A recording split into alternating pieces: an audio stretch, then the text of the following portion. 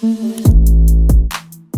वालेकुम गाइस, कैसे हैं आप लोग। गाइस Q&A वीडियो मैंने आप लोगों के लिए शुरू किया है जिसमें मैं आप लोगों के वीकली जितने भी इंपॉर्टेंट कमेंट होते हैं जिसमें आप लोगों ने बहुत सारे कोई प्रॉब्लम या कोई क्यूरीज या कोई भी आपकी मिसअंडरस्टैंडिंग है रिगार्डिंग आईफोन एप्पल, तो मैं उसको रिजॉल्व करने की पूरी कोशिश करता हूं। तो अगर आप भी चाहते हैं कि आपका कमेंट मैं अपनी वीडियो में ऐड करूं या आपकी कोई भी कन्फ्यूजन है या कोई भी ऐसी बात जो आप मुझसे पूछना चाहते हैं, तो आप मुझे मेरी वीडियो के कमेंट सेक्शन में पूछा करें, मैं उसका ज़रूर रिप्लाई करूंगा। सो गाइस चलिए लेते हैं आज का पहला क्वेश्चन और पूछने वाले हैं ज़िम्मेदार। उनका नाम ज़िम्मेदार है। उन्होंने पूछा है कि अगर हम इरेज ऑप्शन कर दें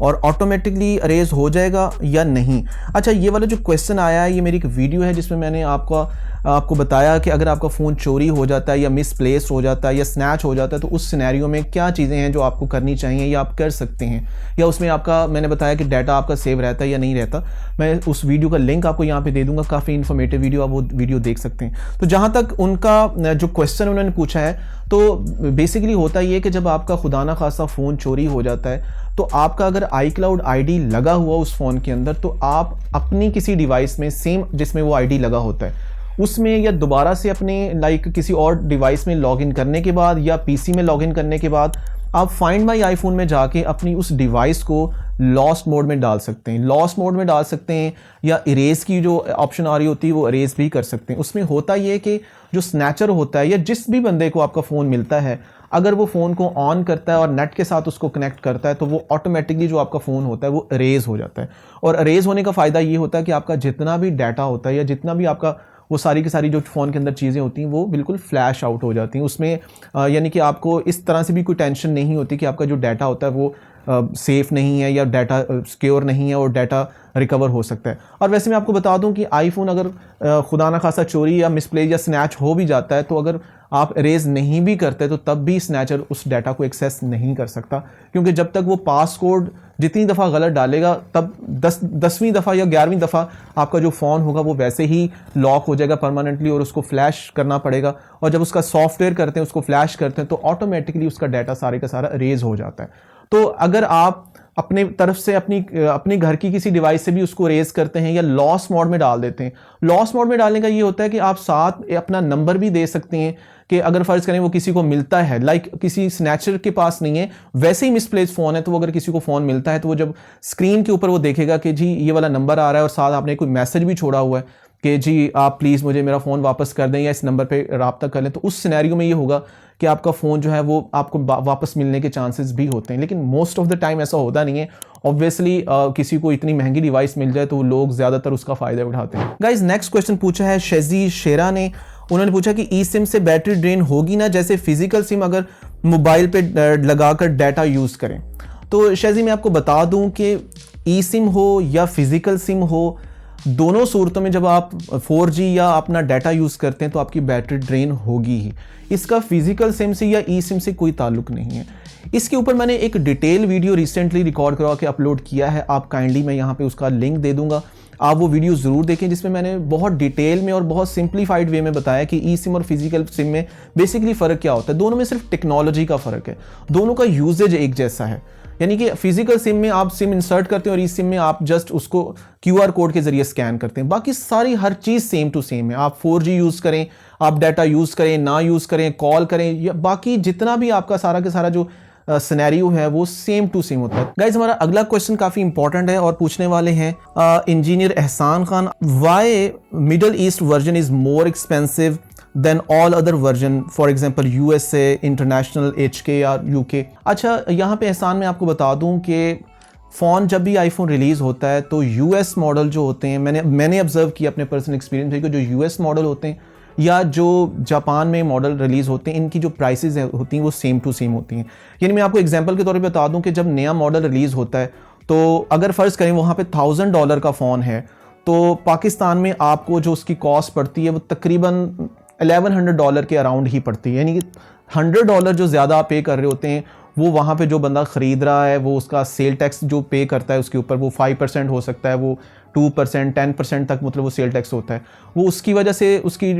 हो सकता है, या उसके वैसे कोई एक्सपेंसेस उसमें वो ऐड करके तकरीबन पाकिस्तान में $1150 में वो फ़ोन पड़ता है। इसी तरह अगर आप जापान से फ़ोन लेते तो वो भी औने पौने इतने ही प्राइस पे पड़ता है। लेकिन जो फ़ोन ऑफिशियली रिलीज़ होते हैं जैसे मिडल ईस्ट है या इंडिया में भी आपने रिसेंटली देखा है कि जो 15 Pro Max जो रिलीज़ हुआ है वो 256 वर्जन में 1,60,000 का वो फ़ोन है इंडियन रुपीज़ में। तो आप देखें कि अगर आप वैसे यूएस डॉलर को कन्वर्ट करें, यानी अगर 256 GB 15 Pro Max की मैं बात करूं तो वो अगर हम $1,200 को कन्वर्ट करें तो वो तकरीबन 3,50,000 रुपया बनता है पाकिस्तानी, और इंडियन तो बनता है तकरीबन 1 लाख रुपया। यानी 1 लाख और 1,60,000, ये जो बीच में 60,000 का डिफरेंस है। या इसी तरह अगर हम दुबई की मिसाल लें कि वहां पे 5100 दिरहम का जो मोबाइल है और प्लस उसमें 250 या 200 से 300 दिरहम जो होते हैं उसका सेल टैक्स, जो दूसरी वाली जो चीज़ें ऐड होती हैं, इसको मिला के भी वहां पे जो फ़ोन है वो काफ़ी एक्सपेंसिव पड़ जाता है एज़ कंपेयर टू यूएस या दूसरे जो रीजन हैं।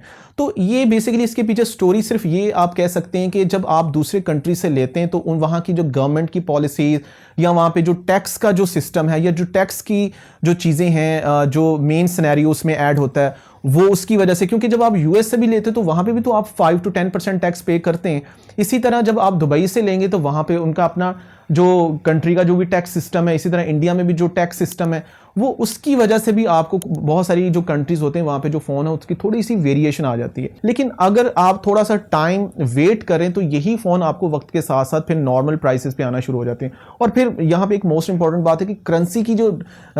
इन्फ्लेशन या डिफ्लेशन का जो होता है वो भी इफेक्ट करता है। ऑब्वियसली अब पाकिस्तान और इंडिया में आप देखें, इंडिया की चले मैं बात नहीं करता, पाकिस्तान में यहाँ पे क्योंकि डॉलर 275 रुपीज़ का है, तो आप देखें कि यहाँ पे जब आप 15 Pro Max लेके यूएस मॉडल भी लेके आते हैं तो तकरीबन आपको 3,60,000 का पड़ता है। गाइस हमारा नेक्स्ट क्वेश्चन है, पूछने वाले हैं पीर जुनेद कुरैशी। उन्होंने पूछा है कि भाई क्या सेलुलर वाली वॉच पाकिस्तान में चलती है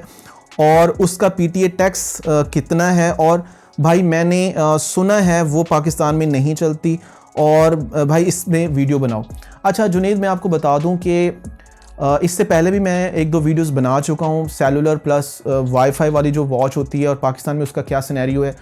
यहाँ पे अगर आप सेलुलर वॉच यूज़ करना चाहते हैं तो